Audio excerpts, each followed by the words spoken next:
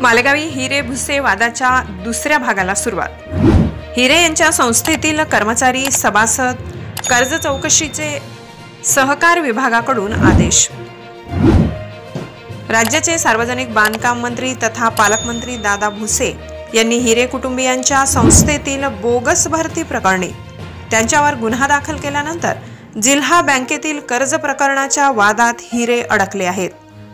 हा वाद शमत नाही तोच भुसे व हिरे यांच्यातील वादाच्या दुसऱ्या भागाला सुरुवात झाली आहे।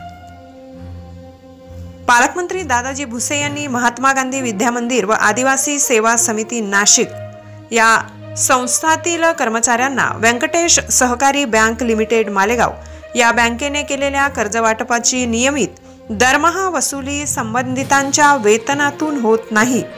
तथापि संबंधित बँकेने याची खातरजमा न करता बेकायदा कर्जवाटप केले आहे।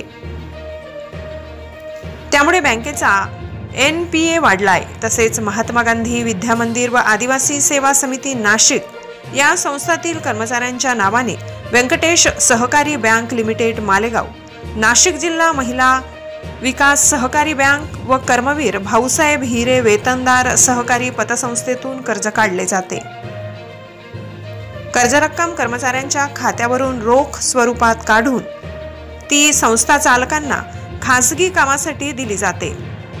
विद्यार्थी स्कॉलरशिप, शैक्षणिक फी, अनुदान कर्ज, शासकीय योजनांचा निधी व इतर बाबींतून जमा निधीतून व संस्थांच्या खात्यातील रक्कम कर्मचाऱ्यांच्या कर्ज खात्यावर वर्ग करून कर्मचाऱ्यांचे कर्ज फेडले जाते, अशी पालकमंत्री भुसे यांनी सहकार विभागाकडे तक्रार करत चौकशीची मागणी केली असता याची दखल घेत चौकशी करून अहवाल सादर करण्याचे आदेश सहकारी संस्थेचे अप्पर निबंधक शैलेश कोतमिरे यांनी नाशिक सहकारी संस्थेतील विशेष लेख परीक्षक फिरते पथक संतोष वाघचौरे यांना दिले आहेत। यामुळे हिरे आणखीच अडचणीत जाण्याची शक्यता आहे।